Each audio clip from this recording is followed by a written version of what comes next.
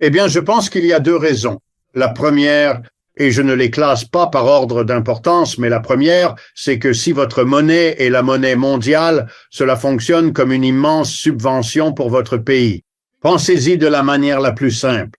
Vous pouvez acheter à d'autres pays les biens et services dans lesquels ils ont investi leur créativité. Le vin de France, le logiciel de Corée ou autre. Et avec quoi vous payez? Des petits bouts de papier vert, le dollar américain. Ça ne vous coûte rien à produire. Vous pouvez leur envoyer des dollars là-bas et comme c'est la monnaie mondiale, la banque locale en conservera une partie. Elle échangera une partie de ces dollars avec sa banque centrale, mais ils ne seront pas utilisés pour l'achat de biens et services. Dans une situation classique entre deux nations dont les devises ne sont pas des monnaies mondiales, l'unique façon de régler l'importation de biens et services consiste à exporter d'autres biens et services que l'autre partie désire obtenir dans cet échange commercial. C'est donc une subvention énorme, par exemple, le commerce mondial du pétrole, un produit très important, se faisait en dollars parce que l'Arabie saoudite et d'autres pays ont créé l'économie du pétrodollar. Et les États-Unis sont devenus le nouvel hégémon mondial après la Seconde Guerre. D'ailleurs, la même chose s'appliquait auparavant à l'Empire britannique lorsque la livre sterling jouait le même genre de rôle. Donc, d'autres pays veulent leur part du gâteau. Ils ne veulent pas être contraints de détenir et de conserver la monnaie d'une autre personne.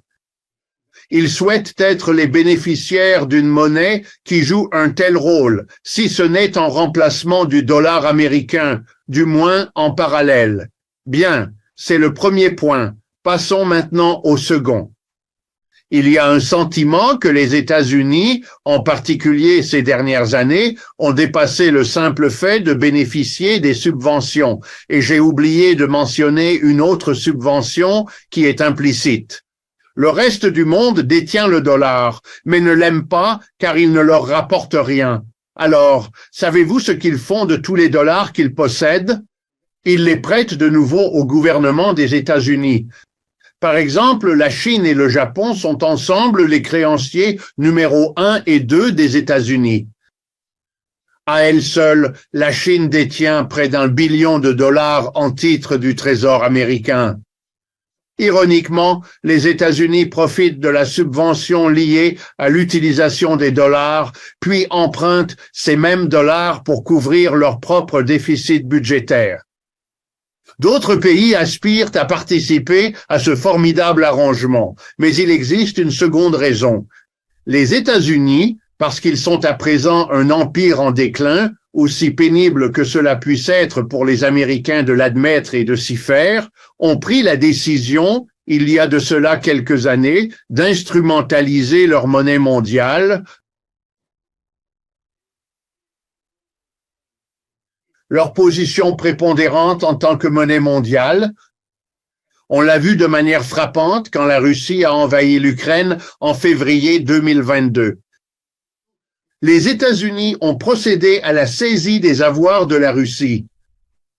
Les États-Unis ont cessé de jouer le rôle, je cite, d'arbitre neutre de la monnaie mondiale, comme s'ils étaient au-dessus de la mêlée. Ils ne sont plus au-dessus de la mêlée. Ils l'utilisent, ils imposent des sanctions, ils excluent des gens du système SWIFT de paiement en dollars, et ainsi de suite. Dans ces circonstances, d'autres pays ont maintenant une raison défensive de ne pas vouloir du dollar américain, car il donne aux États-Unis un pouvoir et une portée sur leurs économies, leur enlevant une partie de leur souveraineté. Et maintenant que les États-Unis estiment pouvoir sanctionner littéralement des dizaines de pays qui commercent avec Cuba, l'Iran, la Chine ou la Russie, et que ce nombre ne cesse d'augmenter, il y a une impulsion défensive. Non, nous ne voulons pas de cela. Vous y ajoutez le désir de participer avec une défense contre son instrumentalisation et on obtient les réalités suivantes et il est important que les Américains y fassent face. Il y a 20 ans, les 2/3 ou plus des réserves mondiales des banques centrales étaient détenues sous forme de dollars, un peu d'or, peut-être un peu d'euros et éventuellement un peu de yens japonais. Aujourd'hui, moins de 45% des réserves mondiales sont détenues en dollars. La dédollarisation n'est plus une simple éventualité. La dédollarisation est un phénomène qui a commencé et qui s'accélère à un rythme soutenu. Laissez-moi vous donner quelques autres statistiques. Si l'on compare le G7, c'est-à-dire les États-Unis et leurs alliés, dont le Canada, l'Europe de l'Ouest et le Japon, ils représentent aujourd'hui environ 29% du PIB mondial. Si l'on considère les BRICS, à savoir la Chine et ses alliés, ils représentent aujourd'hui 32% du PIB mondial. L'un est considérablement plus grand que l'autre et le fossé qui les sépare s'élargit à une vitesse vertigineuse. Le reste du monde n'a aucune raison de mettre tous ses œufs dans le même panier du dollar, alors que le fondement même de ce panier devient un facteur économique de moins en moins significatif dans le système mondial. Il est impossible de prétendre que cela n'est pas en train de se produire. Ainsi, si l'on rassemble toutes ces données et que l'on y ajoute le fait que la domination saoudienne dans le pétrole a maintenant changé, les Saoudiens concluant des accords pour vendre du pétrole dans de nombreuses devises. Et oui, le dollar ne peut plus jouer le rôle qu'il jouait auparavant. On n'aurait jamais dû s'attendre à ce que cela continue. L'effort désespéré des États-Unis pour l'instrumentaliser n'a fait que donner une plus grande impulsion pour que les gens du monde entier prennent leur distance. Et je pense que les implications et les conséquences de ceci vont fortement influencer la situation économique américaine pour les années à venir. Les transitions prennent du temps. Je suis historien. Je suis stupéfait de sa vitesse pour dire que, comme vous l'avez mentionné, et vous avez raison, il y a 20 ans, les réserves mondiales en dollars étaient à 70%, alors qu'aujourd'hui, elles sont à 45%. Sur le plan historique, c'est extraordinairement rapide. Oui, bien sûr, quand le dollar est monnaie mondiale dominante depuis 75 ans, depuis la fin de la Seconde Guerre mondiale, les gens y sont habitués. Désormais, ils commencent à s'habituer au fait que le dollar n'est plus aussi précieux. On peut le voir avec ce qui est arrivé à la livre sterling. Plus personne ne détient de montant significatif en livres sterling, car l'Empire britannique a disparu, et l'Empire américain, à mesure qu'il décline, est déjà surpassé par la comparaison que j'ai faite entre le G7 et les BRICS. La direction du changement est sans équivoque. Voyez les 3 premiers mois, janvier, février, mars. Quel fut le taux de croissance du produit intérieur brut en Europe? Rien. Le chiffre négatif de l'Allemagne, en récession, a annulé les résultats du reste de la zone. Aucune croissance.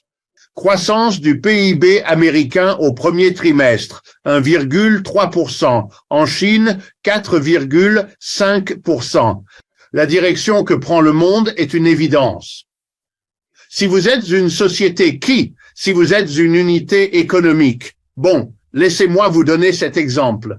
Au cours du dernier mois, Warren Buffett, son associé Charlie Munger, Elon Musk, Jamie Dimon de JP Morgan Chase. Mais où sont-ils? Ils sont tous à Pékin. Pourquoi sont-ils à Pékin?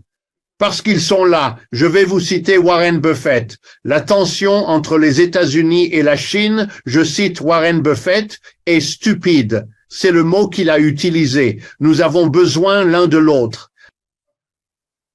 À 2 doigts de ce que je dis dans ces termes. Nous sommes une réalité économique en déclin. Ils sont la zone de croissance. Leurs salaires sont plus bas, la croissance économique est plus forte. J'ai enseigné en école de commerce. Si vous voulez réussir en entreprise, on vous enseigne d'aller là où les coûts sont minimes et la croissance maximale. C'est la recette. Allez-y. Eh bien, savez-vous quoi?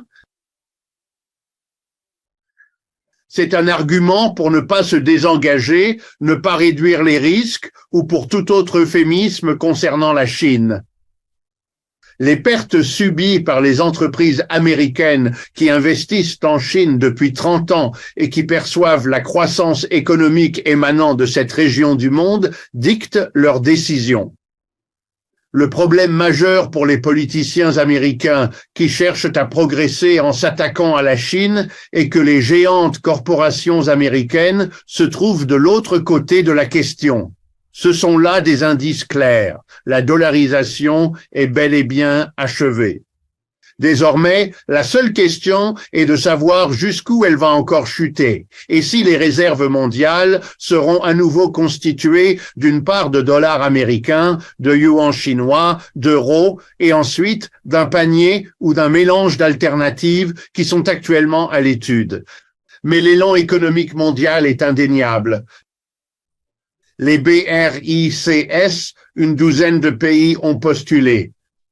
Vous savez, la direction que prend cette situation est absolument limpide, sauf ici aux États-Unis, et je ne sais pas si c'est le cas au Canada, où un besoin extraordinaire de pratiquer ce que les psychologues appellent le déni se fait sentir. Cependant, le déni n'a jamais rien solutionné. Je crois que la meilleure façon de comprendre ce qui se passe est de se souvenir de l'histoire du capitalisme, telle qu'elle a toujours été. Le capitalisme utilise les ressources, qu'elles soient physiques ou humaines, là où il est implanté, puis il progresse vers de nouveaux horizons. Le capitalisme est né en Angleterre au XVIIe siècle. De là, il s'est déplacé vers l'Europe de l'Ouest. Lentement, le grand empire britannique, bâti sur le capitalisme, décline et son rival européen, l'Allemagne, ainsi que l'ancienne colonie britannique, l'Amérique le défie dès le XIXe siècle. Et le centre névralgique du capitalisme quitte l'Angleterre pour ne plus jamais y revenir. Maintenant, observons la situation aux États-Unis. Le capitalisme prend racine en Nouvelle-Angleterre, puis il la quitte. Si vous avez déjà visité la Nouvelle-Angleterre, où je vis, on y trouve encore les vestiges. Ces usines de briques de 4 étages, aujourd'hui vides, car plus personne n'y a d'activité, mais qui furent jadis le centre du textile, du meuble, du vêtement, et bien plus encore. Où sont-elles allées? Dans le Midwest. Et comment nommons-nous le Midwest aux États-Unis aujourd'hui?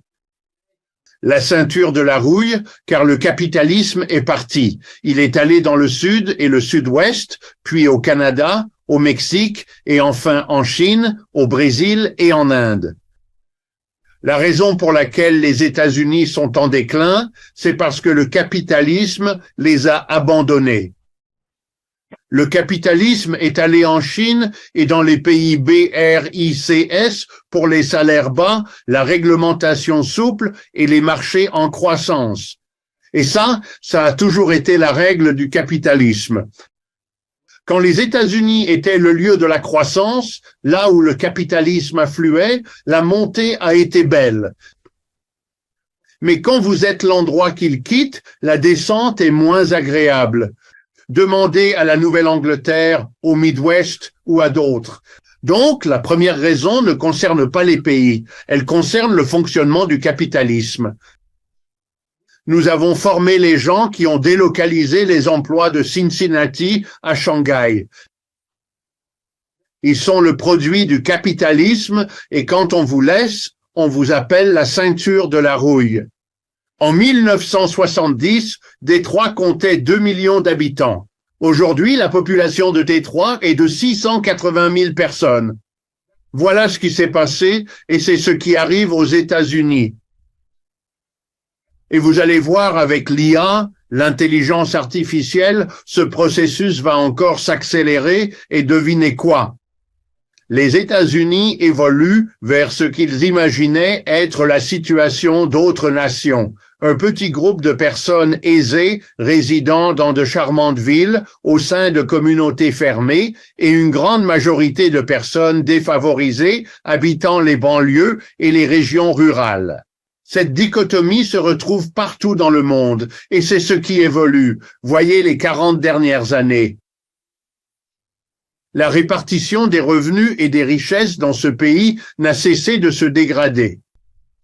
Même après que des présidents, les uns après les autres, l'aient souligné et se soient engagés, rien ne change. Le processus continue. C'est comme les entendre dire « on va relancer l'industrie ». Ils ne l'ont jamais fait. Ce sont des discours qui masquent une réalité où le capitalisme a délocalisé son centre dynamique loin de l'Amérique du Nord, du Japon et de l'Europe de l'Ouest pour se diriger, en effet, vers les pays des BRICS, car ce sont eux qui héritent de l'avenir du capitalisme à ce stade et il faut y faire face. Je suis un opposant au revenu universel. Je saisis la bonne intention qui motive bon nombre de ces propositions. Donc, je ne suis pas hostile à cette motivation. Mais je ne pense pas que ce soit une bonne solution et laissez-moi vous expliquer en revenant à la question de l'IA. L'IA s'inscrit dans une longue liste d'avancées technologiques. Les robots, les ordinateurs, avant ça, l'électricité, avant ça, l'énergie atomique, avant ça, la machine, et ainsi de suite. Dans chacun de ces cas, y compris l'IA, voilà ce que nous avons.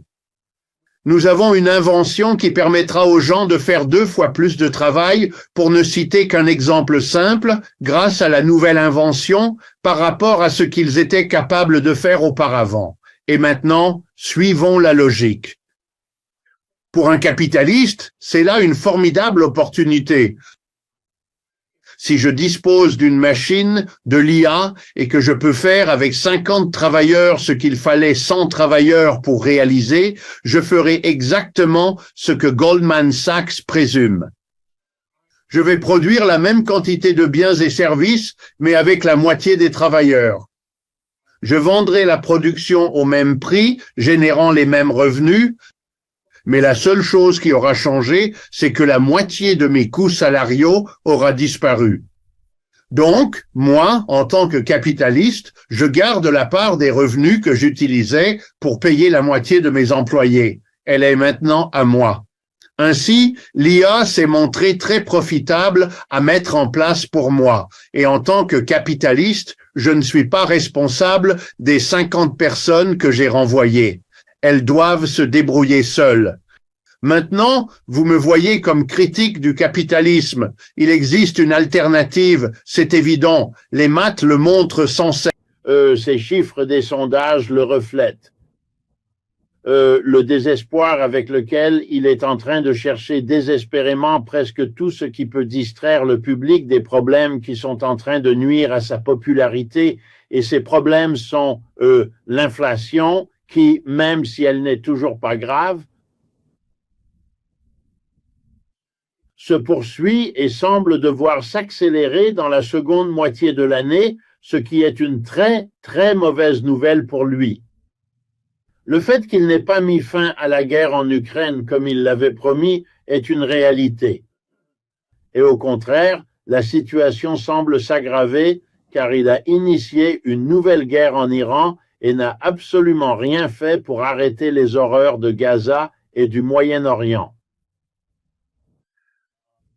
Et à présent, il est pris dans un scandale où la transparence que son gouvernement avait promise est manifestement bouleversée par le fait qu'il tente de dissimuler absolument tout ce qui concerne le financier pédophile Jeffrey Epstein. Donc, il se trouve dans une situation très délicate et il cherche désespérément n'importe quoi qui pourrait sembler au moins un tant soit peu positif ou du moins aller dans la direction qu'il avait promise. Pour vous donner un ultime exemple, au cours des 2 derniers jours, il a effectivement et littéralement accusé le président Obama de trahison ce qui est un crime passible de la peine capitale aux États-Unis. C'est très extraordinaire, c'est le moins qu'on puisse dire qu'un président, je ne suis pas sûr que ce soit déjà arrivé dans l'histoire américaine, suggère et encore moins déclare qu'un ancien président, surtout s'il est encore en vie, ait commis un crime de trahison. On ne ferait ça que par désespoir de distraire. Alors, l'accord avec le Japon, annoncé il y a quelques heures à peine, et qui semble prometteur, est une énième tentative de faire croire, eh bien, au moins ici, je parviens à soumettre des pays à des droits de douane bien plus élevés que ce qu'ils acceptaient auparavant, d'avoir bien plus élevés qu'ils ne pensaient un jour accepter, et c'est le cas. Je peux prétendre que j'ai donné mon accord. Je pense que c'est comme ça qu'il faut le comprendre.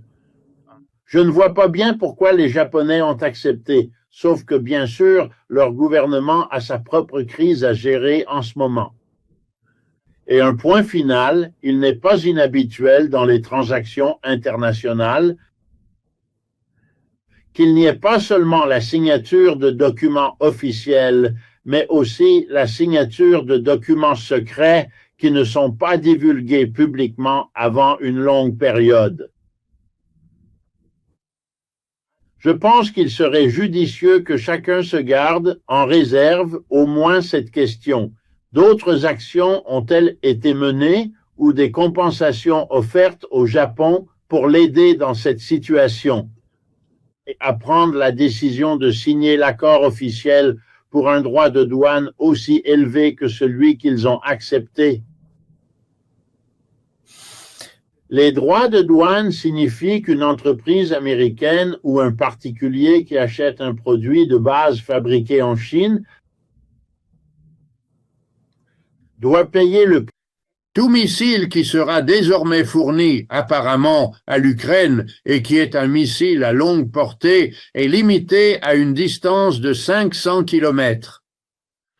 Ils ne veulent pas que des missiles soient en position de frapper la Russie. Donc, si ce missile est fourni à l'Ukraine, la Russie déclarera « Nous allons déplacer la frontière entre nos deux nations de 500 kilomètres vers l'ouest », ce qui marquera la fin de l'Ukraine en tant que pays, car cela comprend Kiev, la capitale de l'Ukraine. Cela signifierait que les Russes occuperaient Kiev. Or, ils auraient probablement pu le faire il y a un moment. Ils ont cette supériorité militaire, mais ils ne l'ont pas fait. Maintenant, ils le feraient. Où les États-Unis et l'Europe de l'Ouest deviendraient des combattants dans cette guerre s'ils agissent ainsi, et par conséquent, la Russie se sentirait en droit de riposter contre les États-Unis et l'Europe si, en réalité, ces missiles sont envoyés en Russie, tel est le problème. Cela signifie que nous sommes confrontés à la pire confrontation que les États-Unis et la Russie aient connue. Des 50 dernières années, il faudrait remonter à la soi-disant crise des missiles de Cuba en 1962 entre Kennedy et Khrouchtchev pour trouver une situation similaire à celle qui est en train de se produire et qui est déjà appelée en Europe la Troisième Guerre mondiale. Étant donné que les États-Unis et la Russie possèdent tous deux les plus importants stocks d'armes nucléaires de la planète,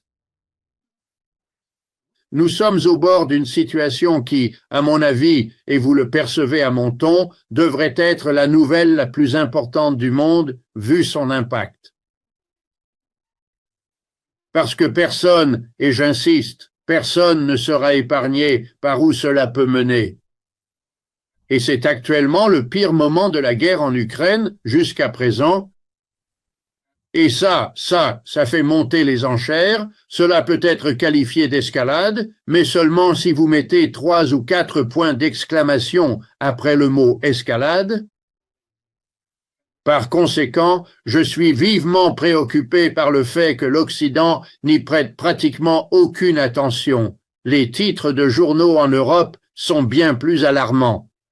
Et la raison à cela est que l'endroit où la Russie va vraisemblablement déverser sa colère sera sur eux parce que c'est plus aisé, c'est plus proche et cela provoquera la plus grande scission. Parce que les Américains vont devoir se demander, voulons-nous vraiment risquer une guerre nucléaire avec la Russie après qu'elle ait fait quelque chose de terrible en Europe de l'Ouest? Et je connais la réponse que la majorité des Américains donnera. Leur réponse sera hors de question. Ils ne savent pas ce qui se passe en Ukraine et en général, ils s'en fichent.